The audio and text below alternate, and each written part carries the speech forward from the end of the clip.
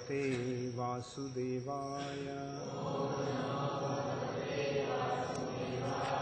Om Namo Bhagavate Vasudevaya.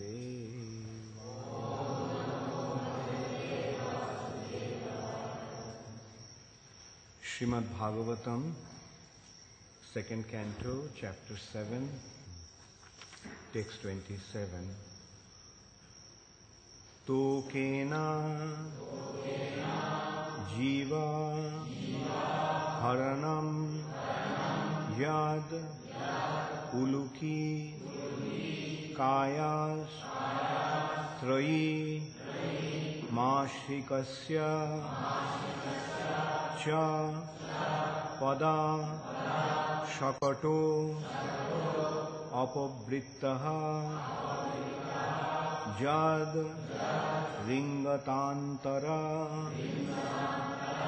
gatena divi sprishor va unmulanam tu itarathar junayor na bhavyam.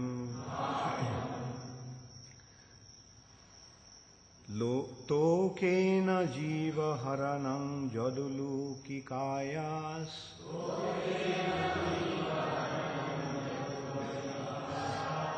Traimashikasya cha pada shakotopabritya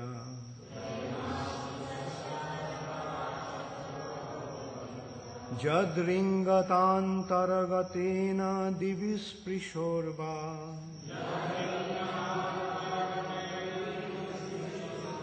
Unmulanam titarathar-junayor nabhavyam.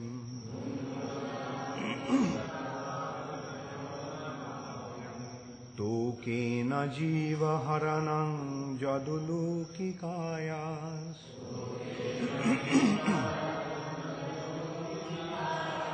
Traimasikasya cha pada shakotopabritya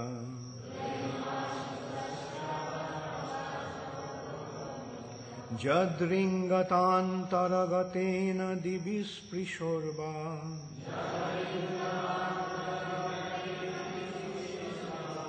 Unmulanam titarathar junayor nabhavyam.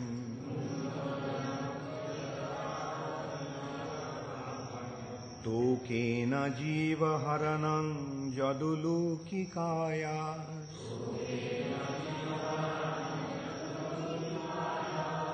Traimasikasya cha pada shakotopabritya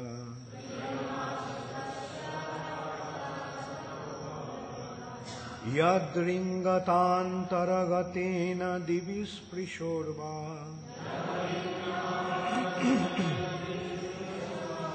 Unmulanam titarathar junayor nabhavyam.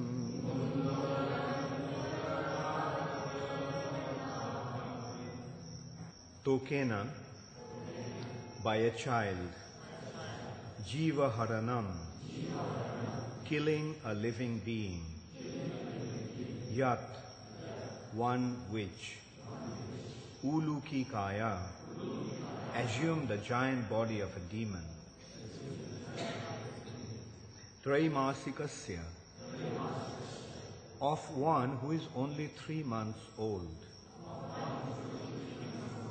cha, also, pada, by the leg, shakata apavritya, turned over the cart, yat, one who, ringata, while crawling, antaragatena, being overtaken, divi, high in the sky, sprishaha, touching, va, either, unmulanam, uprooting, tu, but, itaratha, anyone else than, Arjunayo, of the 2 Arjuna trees, bhavyam was not possible. Translation: there is no doubt about Lord Krishna's being the Supreme Lord. Otherwise, how was it possible for him to kill a giant demon like Putana when he was just on the lap of his mother? To overturn a cart with his leg when he was only 3 months old? To uproot a pair of Arjuna trees so high that they touched the sky when he was only crawling? All these activities are impossible for anyone other than the Lord himself. Please repeat after me.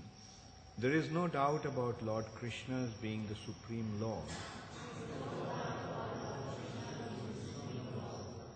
Otherwise, how was it possible for him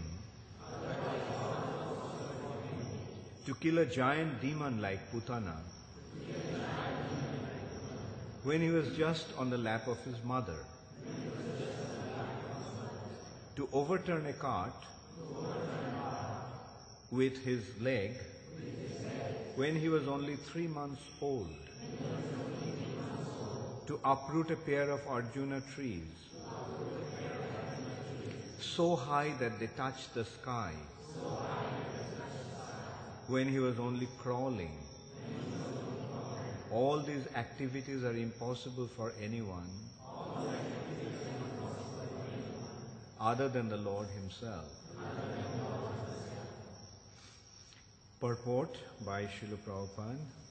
One cannot manufacture a god by one's mental speculation or by numerical votes, as has become a practice for the less intelligent class of men. God is God eternally, and an ordinary living entity is eternally a part and parcel of God. God is one without a second, and the ordinary living entities are many without number. All such living entities are maintained by God himself, and that is the verdict of the Vedic literatures. When Krishna was on the lap of his mother, the demon Putana appeared before his mother and prayed to nurture the child on her lap. Mother Jashoda agreed, and the child was transferred onto the lap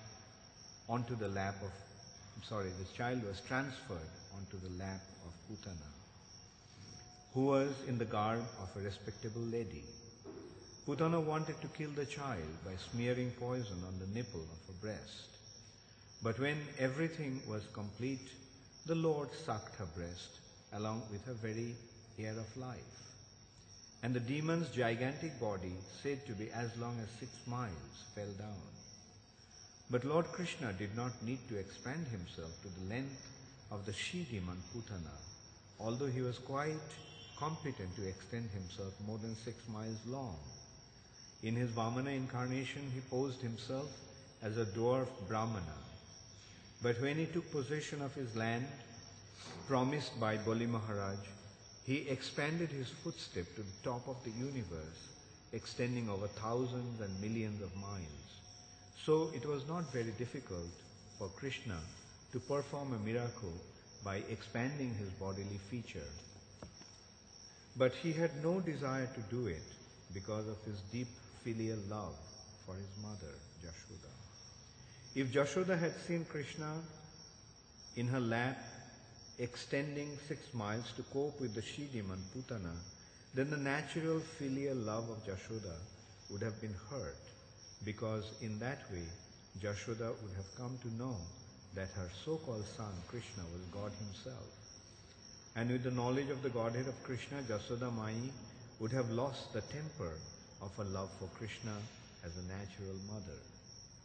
But as far as Lord Krishna is concerned, he is God always, either as a child on the lap of his mother or as the coverer of the universe, Vamana Dev. He does not require to become God by undergoing severe penances, although some men think of becoming God in that way. By undergoing severe austerities and penances, one cannot become one or equal with God, but one can attain most of the godly qualities. A living being can attain godly qualities to a large extent, but he cannot become God, whereas Krishna, without undergoing any type of penance, is God always, either in the lap of his mother or growing up or at any stage of growth. So, at the age of only 3 months, he killed the Shakatasura, who had remained hidden behind a cart in the house of Yashoda Mai. And when he was crawling and was disturbing his mother from doing household affairs, the mother tied him with a grinding pestle. But the naughty child dragged the pestle up to a pair of very high Arjuna trees in the ear of Yashoda Mai. And when the pestle was stuck between the pair of trees, they fell down with a horrible sound. When Yashoda Mai came to see the happenings, she thought that her child had been saved from the falling trees by the mercy of the Lord, without knowing that the Lord himself is crawling in her yard, had wreaked the havoc.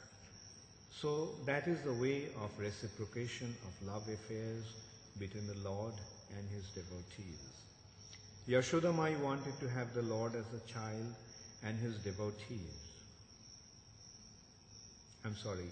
Yashoda Mai wanted to have the Lord as a child, and the Lord played exactly like a child in her lap, but at the same time played the part of the Almighty Lord whenever it was so required. The beauty of such pastimes was that the Lord fulfilled everyone's desire. In the case of the falling of the gigantic Arjuna trees, the Lord's mission was to deliver the 2 sons of Kuvera, who were condemned to become trees by the curse of Narada, as well as to play like a crawling child in the ear of Yashoda, who took transcendental pleasure in seeing such activities of the Lord in the very yard of her home. The Lord in any condition is Lord of the universe, and he can act as such in any form, gigantic or small, as he likes. Om Ajnanatirmirandhasya Jnananjana Shalakaya Chakshurunmilitam Yena Tasmai Shri Gurave Namaha Shri Chaitanya Manobhishtam Sthapitam Yena Bhutale Swayam Rupa Kadamaiham Dadati Swapadantikam Bandeham Shri Guru Shri Yutapadakamalam Shri Gurun Vaishnavanscha Shri Rupam Sagrajatam Sahagana Raghunathanvitam Tvam Sajivam Sadvaitam Savadhutam Parijana Sahitam Krishna Chaitanya Devam Shri Radha Krishna Padan Sahagana Lalita Shri Vishakhanvitamscha He Krishna Karuna Sindho Deenabandho Jagatpate Gopesha Gopika Kanta Radha Kanta Namastute Tapto Kanchana Gaurangi Radhe Vrindavaneshwari Vrishabhanusute Devi Pranamami Haripriye Vancha Kalpatarubhascha Kripa Sindhubhaivacha Patitanam Pavanebhyo Vaishnavebhyo Namo Namaha Shri Krishna Chaitanya Prabhu Nityananda Shri Advaita Gadadhar Shiva Shri Gaura Bhakta Vrinda Hare Krishna Krishna Krishna Hare Hare Hare Rama Rama Rama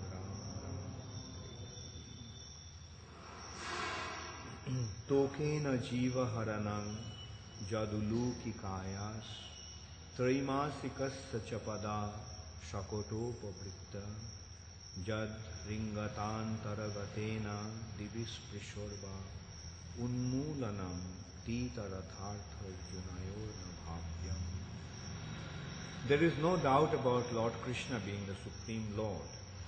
Otherwise, how is it possible for him to kill a giant demon like Putana when he was just on the lap of his mother, to overturn a cart with his leg when he was only 3 months old, to uproot a pair of Arjuna trees so high that they touched the sky when he was only crawling? All these activities are impossible for anyone other than the Lord himself. So, in this chapter of Srimad Bhagavatam, different scheduled incarnations of Krishna has been described. And in this one, in these few verses, Krishna's own activities during his Vrindavan Leela, Vrindavan pastimes, are being described in order to establish that he is the Supreme Personality of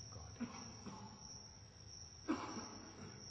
Generally, people do not have any understanding of God. And nowadays, people don't even believe in God. They think that everything came out of matter. Life came from matter. And this material nature is everything. And they don't have any notion, any understanding about the spiritual reality, spiritual sky. It is the unfortunate state of affairs in this age that due to some little scientific advancement, they are disregarding the existence of God. Man is able to explore a little bit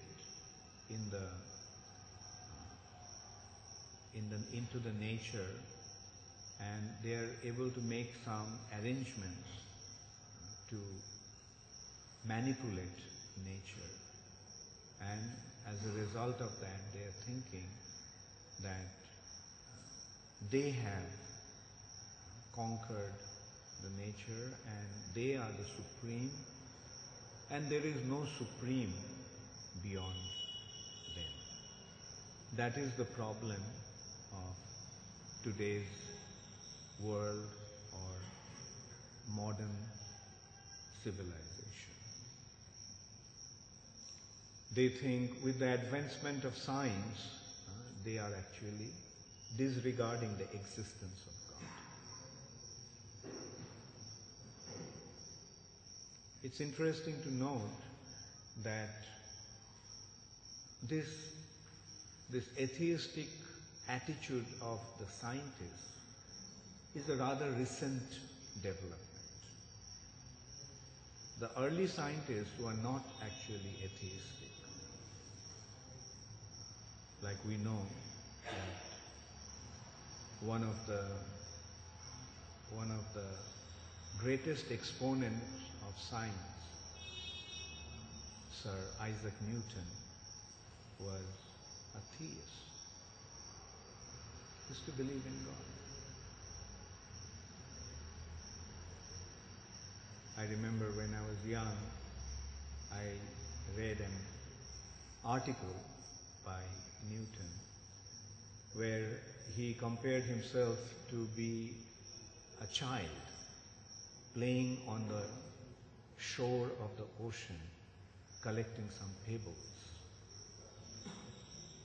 And he's saying that I'm just collecting some pebbles, whereas the ocean is full of unlimited jewels and gems and the depth of the ocean.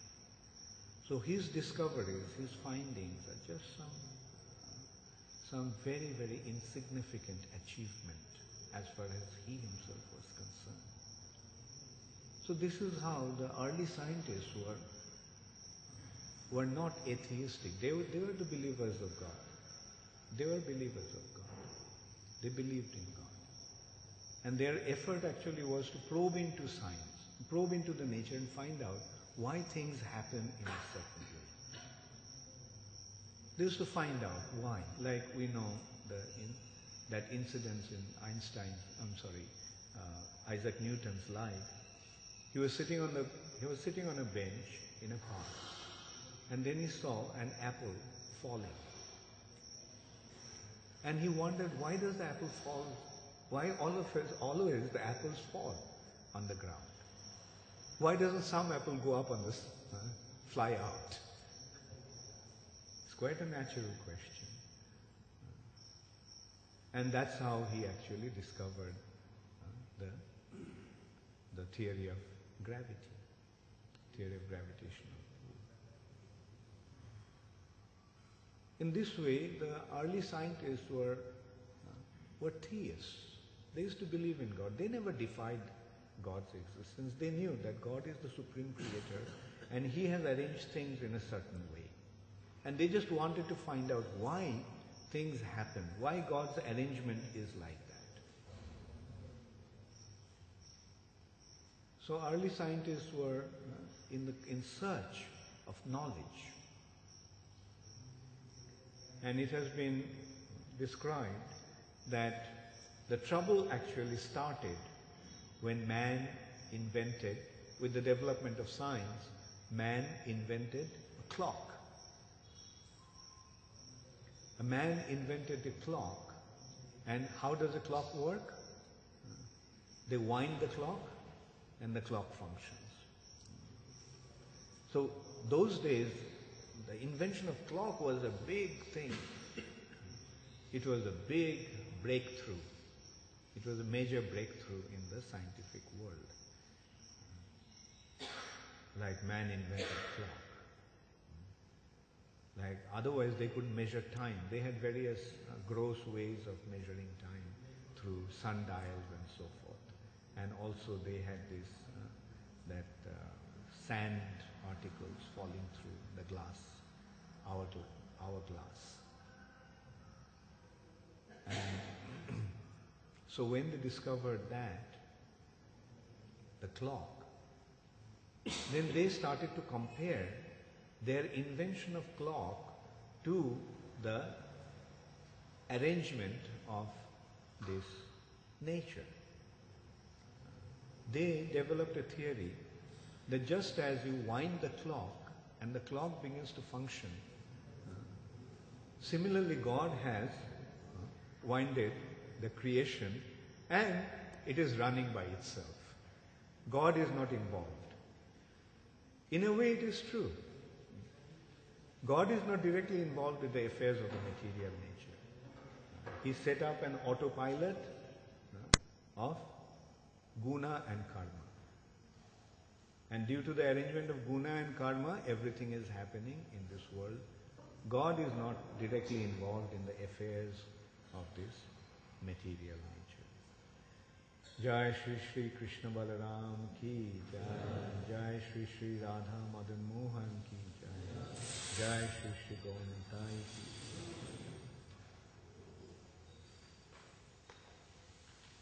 So they considered that God has, like a clockwork, has wound up the creation, and the creation is going on.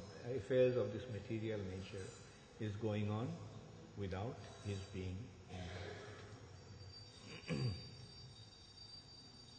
And then, after some time, as the scientific development started to progress further, then they began to consider that, yes, God was there, but now he is dead. First, God was sent in exile. God is not there. He was there, he created. First step was, he created everything and he arranged everything, but now he is not involved. He set up, like a clockwork, he set up the affairs of this material nature in motion, and now he is gone. And then the next step was, now God is dead. And today's science is working with even further atheistic consideration that God is not only dead, God never existed. First God was dead and now he didn't exist at all. And actually we don't disregard the achievements of modern science. Yes, modern science has achieved a lot of things. But those little achievements do not give them the right to totally disregard the existence of God. It's like a little child, he gets a little freedom and he disregards his parents. My parents, I don't need them at all. But when he gets into trouble, then he says, Daddy, Daddy, where are you? So no matter how atheistic today's world has become, when they're in crisis, then they look up to him, look towards him. When they're in trouble, then they cry out. And it is happening. Especially the Western world that was so atheistic even a few years back, today is turning, they're seeing that they have got themselves into a terrible mess. They got themselves into a terrible mess and they don't know how to solve this problem. So now people are actually becoming somewhat God conscious. They're thinking that yes, maybe someone is there who is the supreme creator, supreme maintainer and supreme controller. Actually, those who are intelligent, they will always accept the existence of God. It's not only a matter of intelligence, it's actually a matter of common sense. It's a matter of common sense. Like, if we consider, say this camera. Did someone make this camera? Or did the camera fall from the sky? If somebody says that there was a big bang and the camera appeared, will you accept it? Will you, if somebody comes and there was a soup cooking on the pot, on fire, and from that soup this camera turned up, will you accept that? Will you accept that your watch came from nowhere? Will you accept that? Will you accept that the glasses that you're wearing, it just came out of accident? If I ask, did anybody make that? What will be your answer? Did somebody make your glasses? Yes. Did somebody make it or no? Yes. Did somebody make your shirt? Did somebody make your trousers? Did somebody make this building? Did somebody make this earth? Did somebody make this earth? How many of you think that nobody made this earth? Raise your hands. If somebody says that the earth was created out of a big explosion, will you accept it? Just as you can't accept that the camera came out of a primordial soup or a big bang, how can you expect that the creation came out of a big bang or a primordial soup? That's a big hoax. So it's a matter of common sense that everything must have a creator. Everything is created by somebody. Big or small, everything is created by somebody. Or should we accept a principle or a concept that small things are created by somebody, but the big things are not? We may not know who the creator is, but we have to accept that somebody has created it. We have to accept that somebody is maintaining it. Out of accident, we never get order. Out of accident, we get chaos. Did you ever see that some order came out of accident? There's an American philosopher who gave an example that the concept that creation came out of accident is as absurd as saying that there was an explosion in a printing press, and the way the types fell,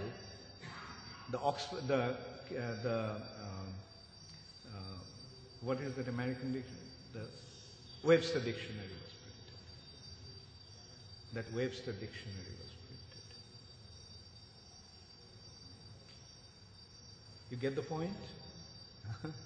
Like if there is an explosion in a printing press, what does the printing press do? Those days, early days, now of course things are computerized. But those days they used to, in the printing press, they would put the types, like the letters in lead, they would put one after another in order, and then they would print the pages. Now, if somebody says that there was an explosion in a printing press, and in that explosion, the types went flying in all directions, and when they fell in such an order that the Webster Dictionary got printed. Will anybody believe that? Now consider in this nature, do you ever see any discord? Do you see order or disorder in nature? Do you ever find that sun forgot to rise up at 6 o'clock and it came up at 12:30 at noon? Did it ever happen? Sometimes it happens. In Scandinavia it happens during the winter time. But even then it maintains a specific order. The sun comes at a specific time. There is no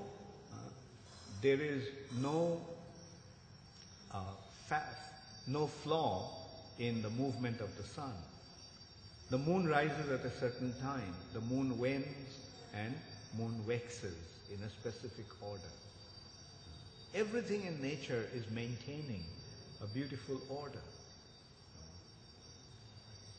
The spring comes after winter, then comes summer after spring, then monsoon. So seasons are changing in a very specific way. Different types of fruits appear in different seasons.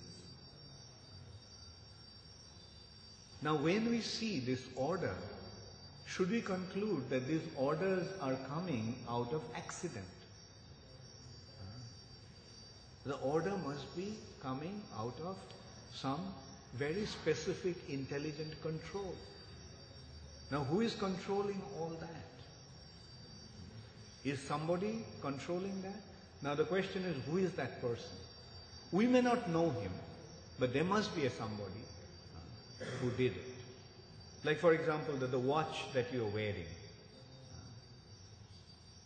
Like you know that somebody made it. You may not know who made it, but at least at the back of your mind you know that somebody made it.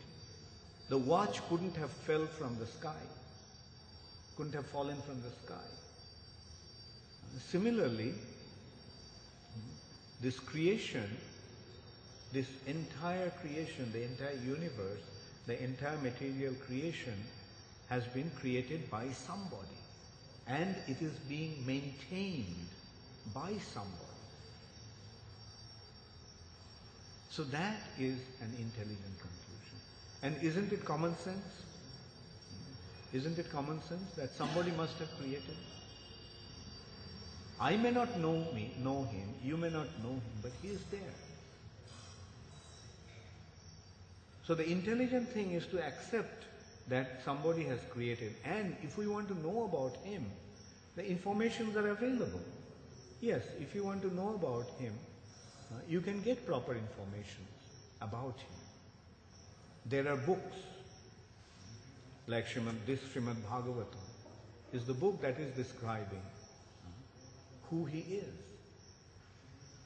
And this particular chapter is describing his various incarnations, how he comes to this material nature to fulfill certain objectives.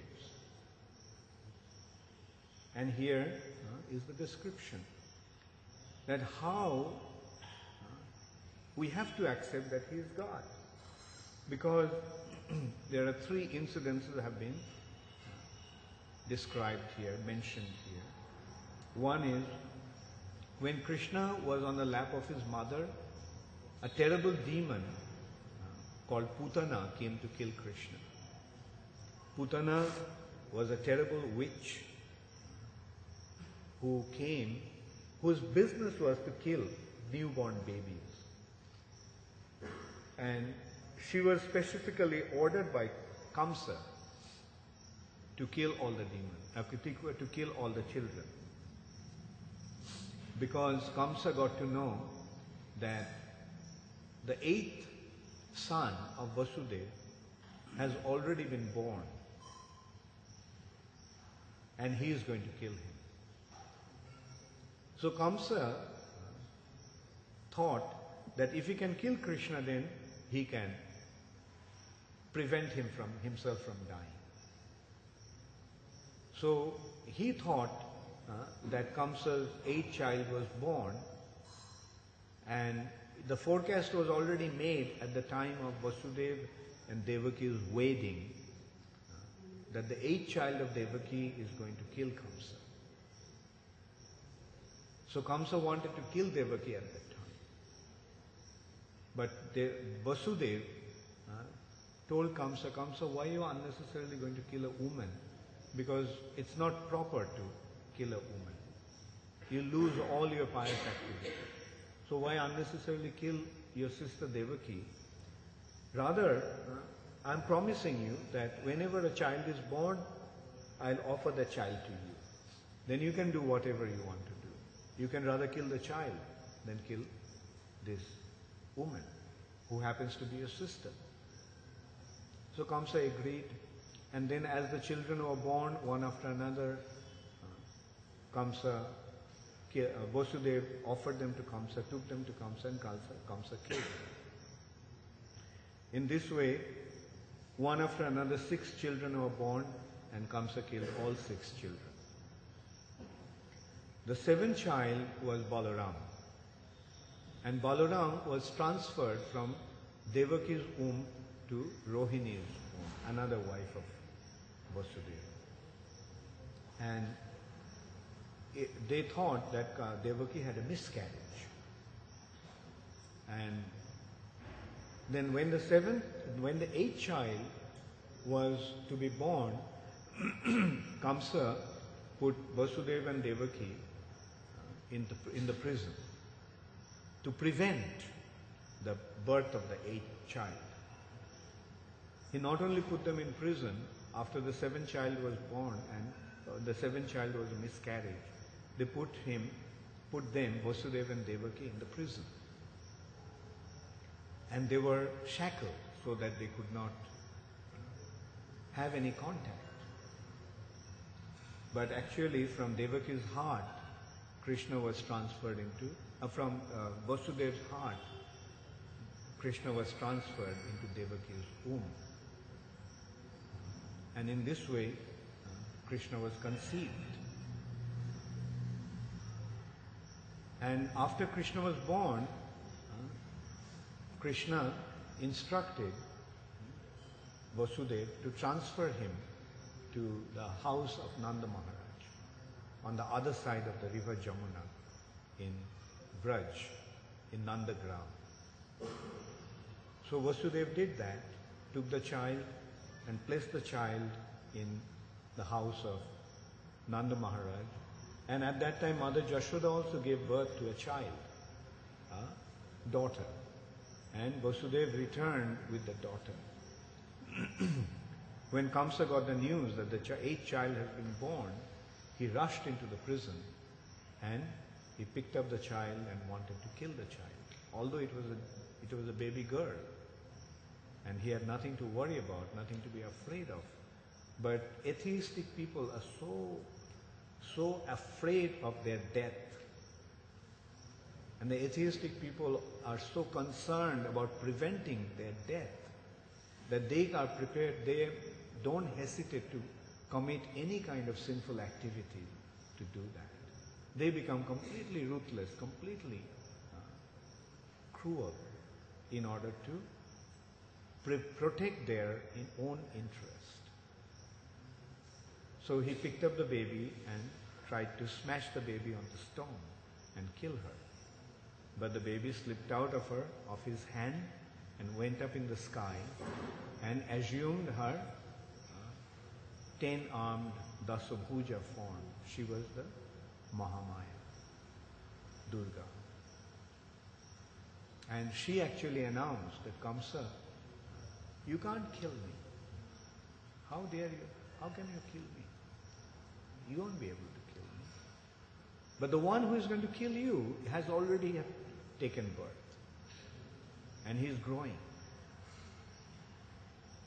So then Kamsa decided, he didn't know where that baby was growing, so he decided to kill all the children born within 7 days' time. And Putana was assigned to execute that job. Putana was going, wherever a newborn baby was there, Putana was going and killing him. So Putana came to the house of Nanda Maharaj, disguised as a very beautiful woman. And she was so beautiful that although she was an unknown character, no one stopped her from going right inside the house. Many people thought that she must be the goddess of fortune herself, Lakshmi Devi. Came to see her husband, Narayan, who has just taken birth. So Lakshmi walked straight into the bedroom of Mother Jashoda, where she was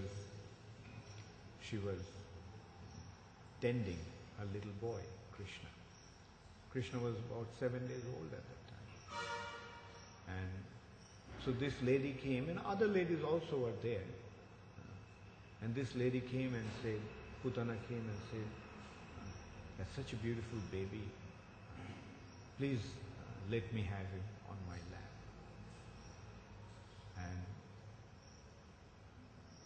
And because of her appearance, no one could suspect anything. So with simple faith, they offered the baby to her lap. And she took the baby and she actually wanted to kill the baby. She came smearing her nipples with the most deadly poison. And she offered her breast to Krishna. And Krishna also innocently accepted her breast.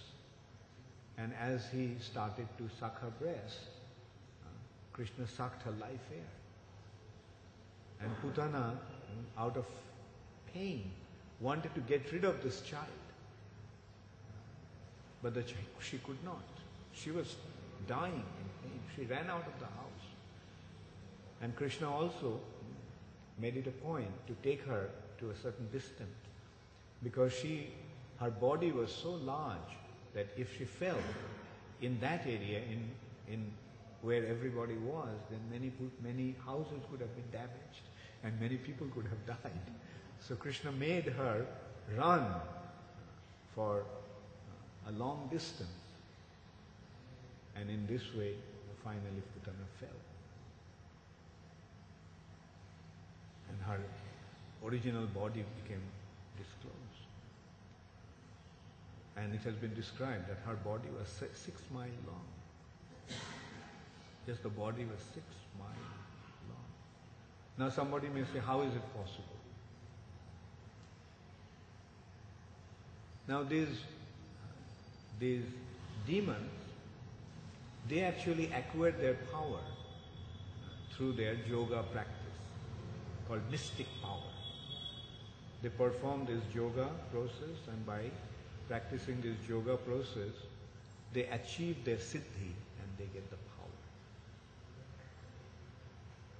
And so this yoga siddhi give them different, like one power is called Gorima. There are different powers like Anima, Laghima, Gorima, and Prapti, Ishita, Vashita, Kama Vashita, Prakamya, etc. In this way there are 8 yoga siddhis. So one of the siddhis is that one can expand himself into a huge, gigantic form. So obviously these demons had that power. And also we cannot consider, we should not think that because we cannot do it, it is not possible. Like if you go to the ant society, if you go and tell the ant, if an ant is told that there are human beings who had a body so big, what will the ant think? The ant will think, you must be telling a fairy tale. How can anybody have a body so big? Compared to an ant, how big is the human body? So in this way, we have to understand that there are creatures beyond us who have their bodies, gigantic bodies like that. Anyway, so Krishna killed Putana when he was only 7 days old. When he was 3 months old, there was a festivity in the house of Nanda Maharaj, and Krishna fell asleep. Mother Jashoda was busy doing various household chores, and there was a festivity. So she was very, very busy. So she placed Krishna under a cart, thinking that under the cart Krishna will be safe. But actually a demon was hiding on that cart called Shakatasura, and he wanted to kill Krishna. Krishna knew. So what Krishna did with his little feet, babies sometimes throw their feet. So Krishna just pushed the cart, and the cart fell with all the commodities piled up on the cart. And just by being kicked by Krishna's small little feet, this demon was dead. When they came out rushing, they heard the thundering sound of all kinds of utensils and things that were piled up on the cart falling with a thunderous noise. And they came out and found that the cart collapsed. And there was a huge demon. But Krishna was safe. Krishna was just lying there, kicking his little feet. Another time Krishna stole some butter. Actually, Krishna didn't steal the butter. Krishna was on Mother Jashoda's lap, and Mother Jashoda was breastfeeding Krishna, and Krishna was very happily drinking his mother's milk. And at that time Mother Jashoda realized that the pot of milk was boiling on the fire. So, and the milk was about to spill over. So she quickly dropped Krishna out of her lap on the floor and put Krishna on the floor and ran to take care of the milk, take the milk pot out of the fire. And Krishna thought, I was so happily drinking my mother's milk, and look how my mother treated me. This milk that she was boiling is also for me. What was so important about the milk? The milk could have spilled over, so what? So Krishna became very angry. And out of his anger, he broke the pot of butter that was there. Then not only that, he climbed up onto the mortar, and the things were hanging from rafters, the milk, the pot of butter and yogurt, and so Krishna took them, he ate the butter, and then he fed the monkeys, and then he broke the pots, scattered the room, scattered the butter and broken pots all over the room. When Mother Jashoda came back, she found that Krishna was not there, and all the butter has been smeared all over the room, scattered, broken pieces are scattered around the room. So she could suspect that it must be Krishna. And then she found that Krishna was hiding behind a pillar. So Krishna, Mother Jashoda, took the churning rod and chased after Krishna. And Krishna also ran. So finally Mother Jashoda caught Krishna. And she felt that this boy has become very naughty, he should be chastised. But then she saw that Krishna was so afraid, seeing the stick on her hand.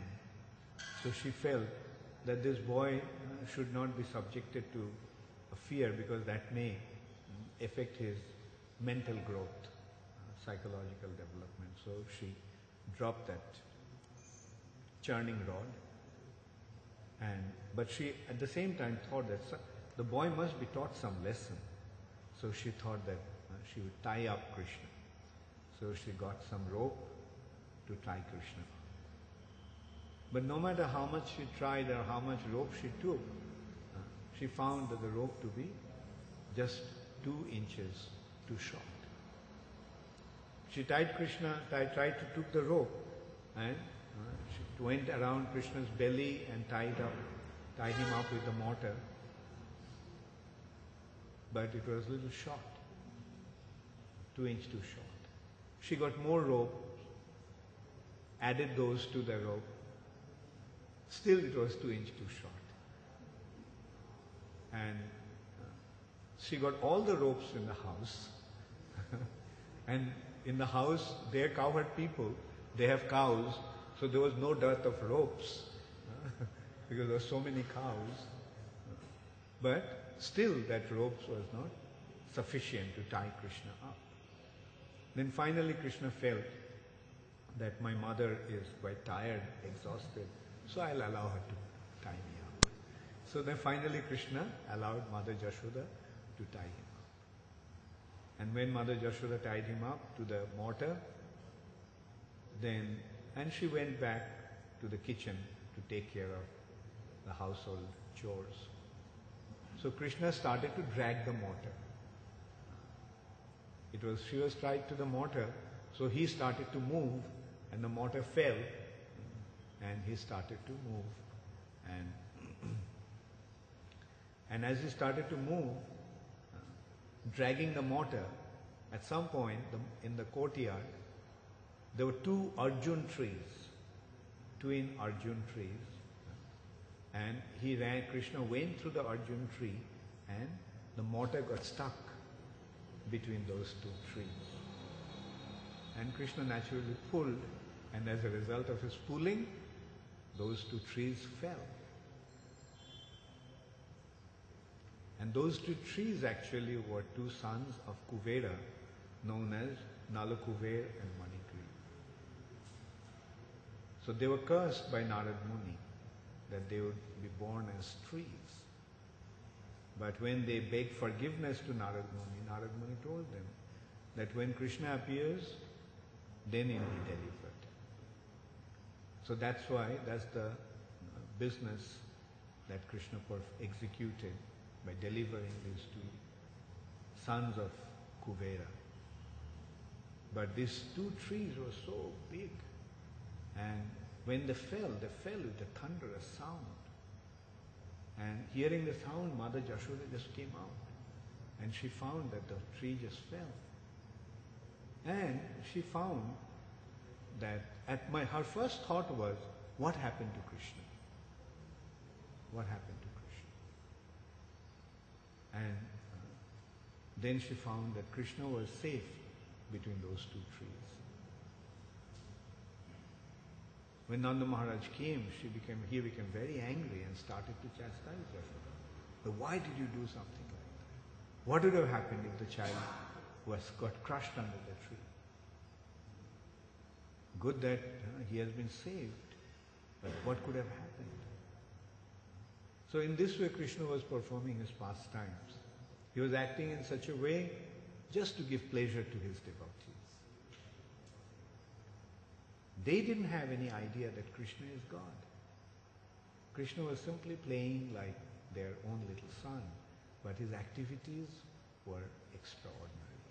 Although he appeared to be like a human child, but his activities were extraordinary.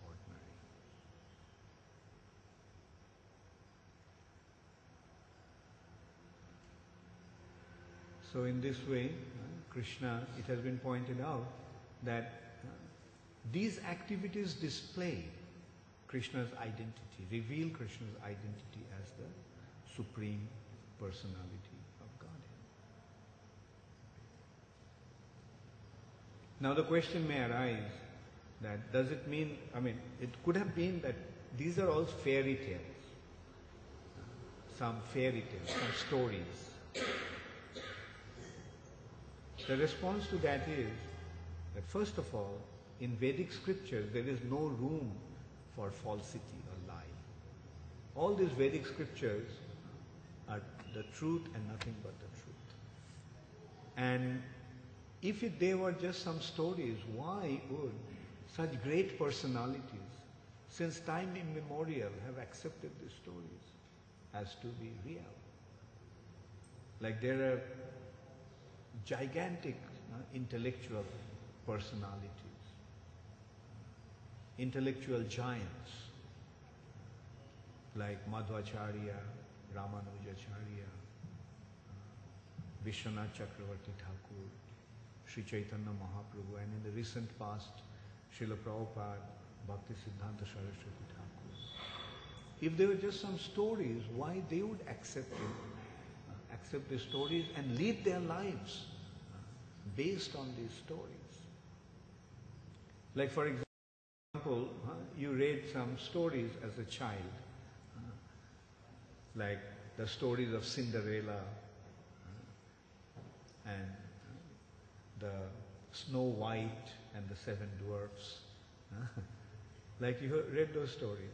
But when you grew up, did you pay any heed to those stories? No, you left them behind. They were stories.